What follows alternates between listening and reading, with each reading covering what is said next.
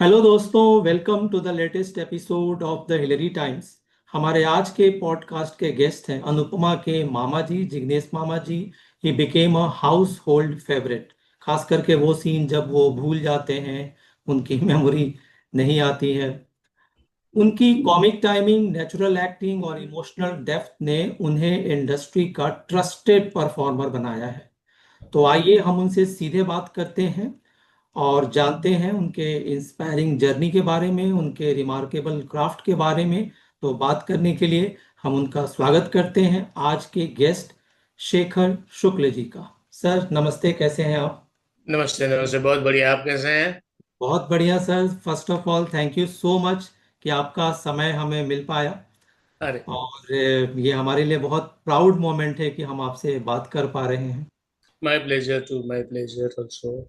Sir सबसे पहले तो हम वो बात करते हैं जिसके लिए पूरा भारत बेचैन है, पूरा भारत बात कर रहा है। अनुपमा के आपके रोल का, खास करके अभी लेटेस्ट एपिसोड में जब आपकी एंट्री होती है, आप भूल जाते हैं, आप रिकॉग्नाइज नहीं कर पाते। बड़ा फनी मोमेंट होता है। तो आप सर ये बताइए कि क्या रियल में आप भी किसी मामा जी से इम्प्रेस थे और इन्फ्लुएंस थे जो आपने वो कलर दिया? ये बेसिकली क्या है कि हम थिएटर से हैं, स्टेज से जुड़े हुए कलाकार हैं। तो स्टेज के साथ जो जुड़े हुए कलाकार होते हैं वो क्या है कि आम जिंदगी में भी लोगों के कैरेक्टर ऑब्जर्व करते रहते हैं। तो जब ये अनुपमा का कैरेक्टर आया, तब ऐसा कुछ इम्पोर्टेंट उस हिसाब से नहीं था कि ये करेगा या ये कैरेक्टर ऐसा करेगा वैसा करेगा। कोरोना का टाइम था और अनुपमा में जो बापूजी हैं वो अबाउ 65 थे, तो उनको अलाउड नहीं था शूटिंग करने के लिए as per the government rule. तो कोई बुजुर्ग चाहिए था घर में, तो ये मामा का कैरेक्टर इंट्रोड्यूस किया गया। लेकिन जब आया अचानक से, तो कुछ पता नहीं था कि ये मामा क्या करेगा, कैसे करेगा। तो मुझ पर थोड़ा बहुत छोड़ दिया गया कि आप किस तरह निभाओगे। तो बोला थोड़ा फन क्रिएट करना है इसमें, तो बोला हाँ बिल्कुल करना है। और साथ में एक बुजुर्ग जो घर में होता है, तो वो जो लोगों को कि हाँ बुजुर्ग घर में है तो उनके आशीर्वाद हैं, बने हैं, कोई है साथ में तो कोई टेंशन नहीं है। तो फिर उस हिसाब से तब मैंने ऐसे ही कैरेक्टर बना दिया। मतलब ये भुलक्कड़ मामा बनाते हैं ताकि वक्त आने पर वो कॉमेडी भी कर सकता है और वक्त आने पर वो सीरियस भी हो जाता है, और उस हिसाब से लोगों को परफॉर्म करके दिखाएगा, ताकि क्या एक ही कैरेक्टर में दो रंग देखने को मिल जाएंगे। और जो भी वैसे भी मेरा जो इमेज है वो कॉमेडी का है, तो उस हिसाब से कहा गया कि ठीक है। तो उस हिसाब से ये कैरेक्टर हमने डेवलप किया, लिखा, जो भी लिख के आता था उसमें से बनाया। और आज ऐसा हो गया कि छोटे छोटे सीन्स होते हुए भी एक कैरेक्टर लोगों ने सराहा काफी, और लोगों ने पसंद किया है। बाकी यहाँ इंस्पायर्ड तो नहीं हूँ, लेकिन हाँ यही ऑब्जर्वेशन करते करते करते कई लोगों को हम देखते हैं कि वो भूल जाते हैं। नॉर्मली अबाउट 65 70 जो भी होते हैं बुजुर्ग, जो हमारे घर में भी होते हैं, तो उनका ये होता है कि वो कभी कभी भूल जाते हैं, उनको याद दिलाना पड़ता है। तो सेम ये करेक्टर मैंने अपने आप में बसा लिया अंदर और उस हिसाब से परफॉर्म किया। सर हम कई बार कुछ प्रोमिनेंट फिगर्स का जब हम इंटरव्यू देखते हैं, तो वो कई बार हमें बताते हैं कैंडिडली कि पर्टिकुलर उस फिल्म में या टीवी वर्क में वो कोई और रोल करना चाहते थे, मगर उन्हें ये रोल मिला या बाद में वो स्विच करना चाहते थे पर ऐसा हो ना सका। तो जब आप इतने प्रेस्टिजियस, इतने पॉपुलर सीरियल में जब आपकी एंट्री होती है, तो आपको किसी पॉइंट पे लगा कि भाई मुझे कोई और रोल हो या रोल का लेंथ कुछ और ज्यादा हो? ना ना, बिकॉज क्या है कि ये कैरेक्टर तो एक्चुअली अनुपमा सीरियल में था ही नहीं। कोरोना की वजह से ये कैरेक्टर इंट्रोड्यूस किया गया, वो भी आनंद फानंद में। लेकिन बस कैरेक्टर ऐसा बन चुका कि लोगों को इतना पसंद आ गया। बल्कि अदरवाइज देखने जाए तो अनुपमा में मामा नाम का कोई कैरेक्टर नहीं, क्योंकि अनुपमा बंगाली में भी बनी है, बंगाली लैंग्वेज में। उसके बाद मराठी में बनी है, और ये हिंदी में भी है, मराठी में भी। माने ये कैरेक्टर बाकी लैंग्वेज में है वो नहीं है, सिर्फ हिंदी में ही है। मुझे सिर्फ ये बुलाया गया क्योंकि राजन साई जी जो इस फिल्म, इस प्रोडक्शन के प्रोड्यूसर हैं, वो हमारे दोस्त थे, पुराने दोस्त थे। तो उन्होंने कहा कि शेखर भाई आ जाओ, ऐसा ऐसा कुछ बनाना है और ऐसा ऐसा आपको हेल्प करना है। तो ये सिर्फ कैरेक्टर 3 महीने के लिए बुलाया गया था। जब पहली बार अप्रोच किया गया था, अभी 3 महीने के बाद लोगों ने सराहा, पसंद किया, तो बोले और 3 महीने कर लेते हैं। बोले ठीक है। फिर 6 महीने के बाद बताया गया कि एक काम करते हैं, ये कैरेक्टर हम लोग कंटिन्यू करते हैं।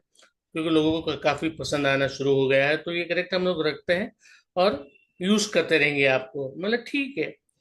बाकी अदरवाइज ये मेरे पास चॉइस नहीं थी यहाँ पे कि मुझे वो कैरेक्टर करना है या वो कैरेक्टर करना है, क्योंकि सीरियल की बिगिनिंग नहीं थी, इसके 9 से 10 एपिसोड बन चुके थे ऑलरेडी, और ये कैरेक्टर में मैं आया था क्योंकि टेलीकास्ट आ गई थी, और यहाँ से कोरोना भी आ चुका था। लेकिन कोरोना में उनको ये रिलीज करनी थी किसी भी हिसाब से, तो ये कैरेक्टर तब बाबूजी नहीं कर पा रहे थे शूटिंग, तो ये इंट्रोड्यूस किया गया। और मेरे पास बस इतना ही था मामला, और इसमें मुझे खेलना था। सर एक बात और है कि हमारे यहाँ ना एक लोगों को चस्का है कि सीरियल का फिल्म का तो मजा लेते हैं, फिल्म के पीछे के बातों को जानने का बड़ा चस्का है, क्या हुआ बिहाइंड द सीन। तो कोई ऐसी है स्टोरी जो अनुपमा के सेट पर हुआ हो? ऐसे तो है कि भाई, पता चला कि शॉट रेडी है, बुलाने आए तो पता चला कि मैं तो खाना खा रहा हूँ। और अरे इतना जल्दी कैसे हो गया? बोले सर वो शॉट रेडी है, तो बोले कि चलो बुला लो। बोले अभी तो ब्रेक थे ना, लंच ब्रेक के टाइम, तो तभी खाना खा रहे, तो कई बार खाना में आधे खाने से उठ के भी भागना पड़ता था। होली का सीन है, रंग डालना है, लेकिन पता चला कि अभी नहीं डालना था, वो बाद में डालना था, तो उसके पहले डाल दिया। अरे बाप रे, अभी पूरे बाल धो, मेकअप चेंज करो, कपड़े चेंज करो। ऐसे काफी छोटी छोटी मिस्टेक्स होती है, कई बार होता है ऐसा।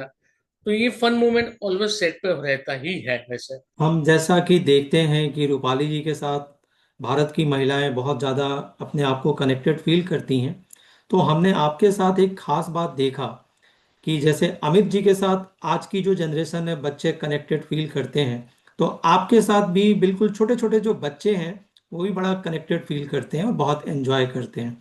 तो मैं एक बात तो कहूँगा कि वो कहते हैं ना कि स्टील द शो, तो आपने you have really stolen the show, वाकई बहुत थैंक अच्छा यू। लगा। धन्यवाद सर धन्यवाद एक धन्यवाद। हमारे यहाँ एक और बात है, हम कई बार जो फेमस पर्सनालिटीज होते हैं, पॉपुलर पर्सनालिटीज होते हैं, तो लोग अपने आप को किसी न किसी तरीके से रिलेट भी करते हैं।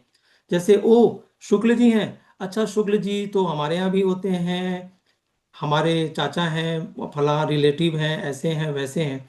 तो उस क्यूरियोसिटी को शांत करने के लिए मैं आपसे जानना चाहूँगा कि ये आपका सफ़र कहाँ से स्टार्ट हुआ, कहाँ से चले और मुंबई फिल्म इंडस्ट्री में आप आए, और ये जर्नी कैसी रही, कितनी कितना इजी रहा, कितना डिफिकल्ट रहा? है डिफिकल्ट तो ऑलवेज, कोई भी काम आप शुरू करो तो, माने कोई भी आप हो, मैं हूँ, कोई और है, या अपने फैमिली मेंबर या अपने दोस्त, कोई भी हो, कोई भी अगर फील्ड शुरू करता है तो वो डिफिकल्टी होता है।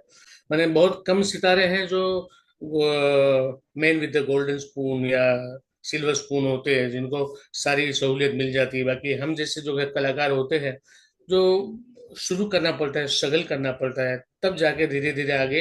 हाँ, उसमें मेन चीज है आपकी एक्टिंग, माने आपकी जो कला है, वो अगर आप उसमें सही हो, लोग पसंद करने लगे, तो आपको आगे बढ़ने का मौका बहुत जल्दी से मिलता है।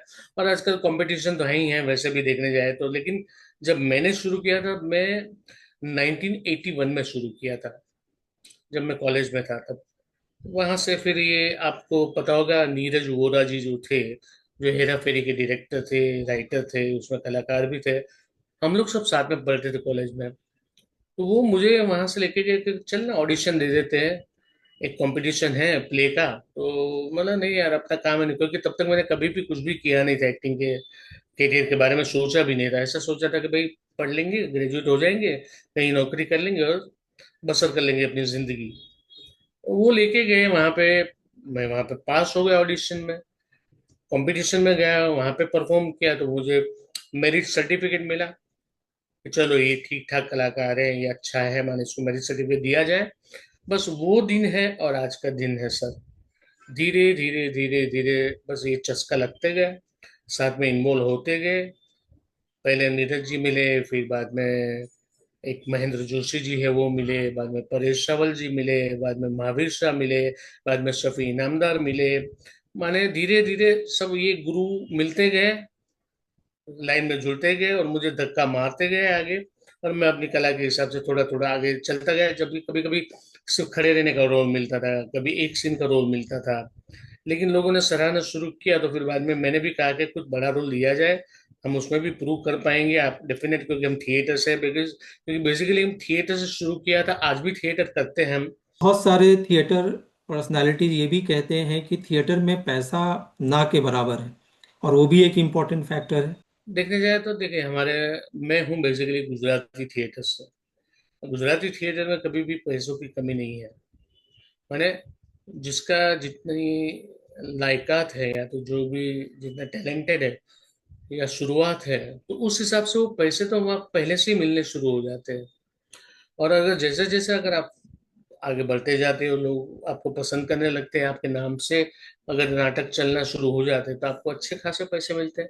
प्लस हमारे क्या है कि सिर्फ पब्लिक शो नहीं होते, हमारे के काफी सोल्ड आउट शो भी होते हैं। जैसे ग्रुप वगैरह ने खरीद लिया, यहाँ गए, बाहर गांव गए, यहाँ अमेरिका गए, लंदन गए, काफी ऐसे ग्रुप से ऑल ओवर द इंडिया में, ऑल ओवर आउटडोर में भी, कि हम लोग अगर अच्छा प्ले है तो महीने के कभी कभी 30-30, 40-40 शो भी करते हैं। अगर अगर समझो आप, एज पर द एग्जाम्पल समझो, आपको एक शो के 1,000 रुपये मिलते हैं सपोज, तो आपको 30-40 शो मिलते हैं, तो 30 से 40 हजार रुपये आपको मिलता है। तो उस हिसाब से आप उस जमाने में डेफिनेट आप अपना घर चला सकते थे।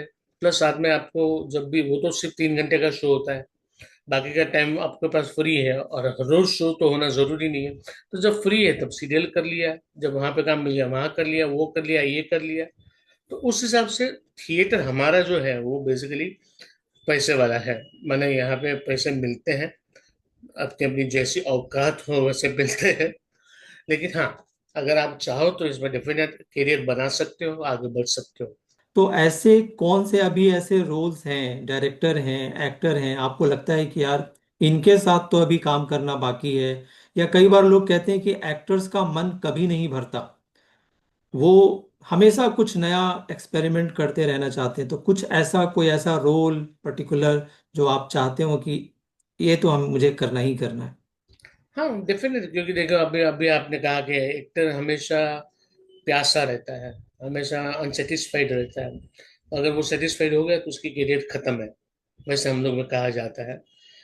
वो एक्सपेरिमेंट करना चाहता है हमेशा, और जो भी रोल मिले वो उसको न्याय देना चाहते हैं समझ के, तो चाहे वो राइटर के साथ, चाहे तो डायरेक्टर के साथ बातचीत करके, या तो कोई हिस्टोरिकल कैरेक्टर हो तो उनसे बात करके, उनकी क्लिपिंग्स देख के, उनके बारे में सुन के, उनके बारे में पढ़ के वो कैरेक्टर बनाता है। तो वैसे ऐसे आज के दिन में कई कैरेक्टर्स हैं।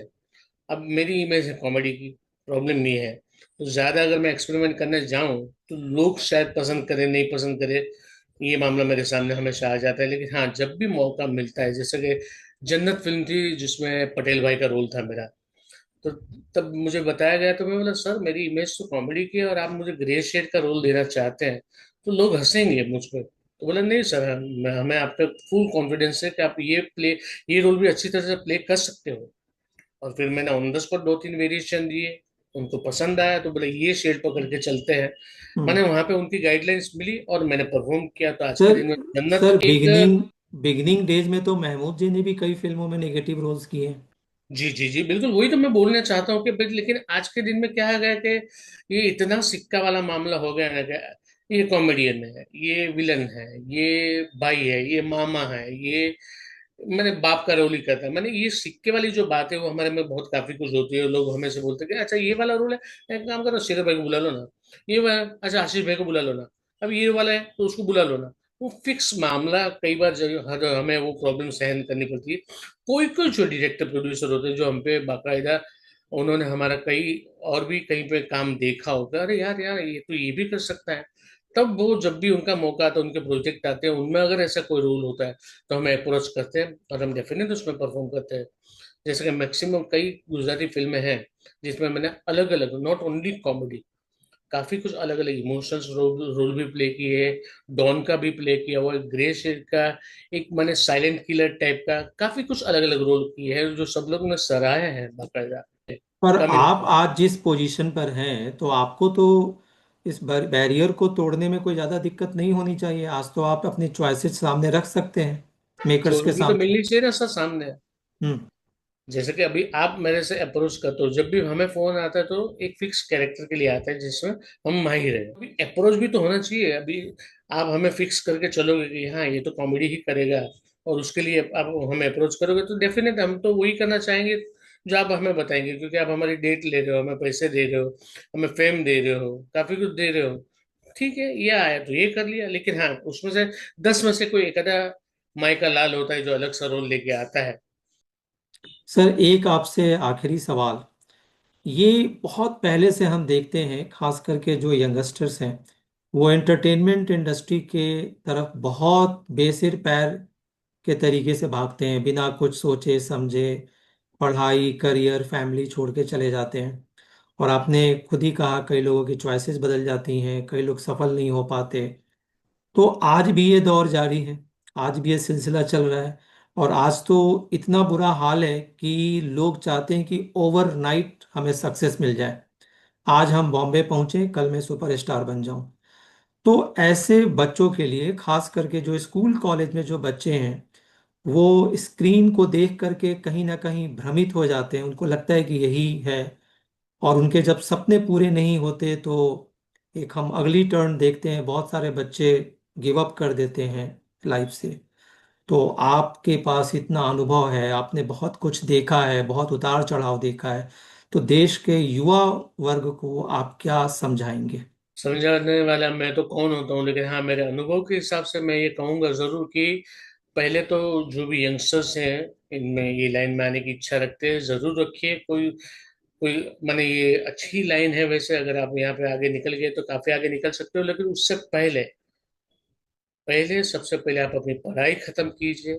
आपको जो बनना है, जो डिग्री लेनी है वो ले लीजिए, ताकि एक ऑप्शन आपके पास वो रहे कि अगर समझो ये लाइन में आते हो, उसके लिए आप टाइम दीजिए कि मैं 2 साल दूंगा या 1 साल दूंगा, ये लाइन में ट्राई करूंगा। अगर नहीं होता है तो आप वापस जो आपने पढ़ाई लिखाई की है, जैसे कि नॉर्मली आजकल अभी सिंगल डिग्री से तो कुछ होता नहीं, बीकॉम या बी या ऐसा स्पेशलाइजेशन करना पड़ता है।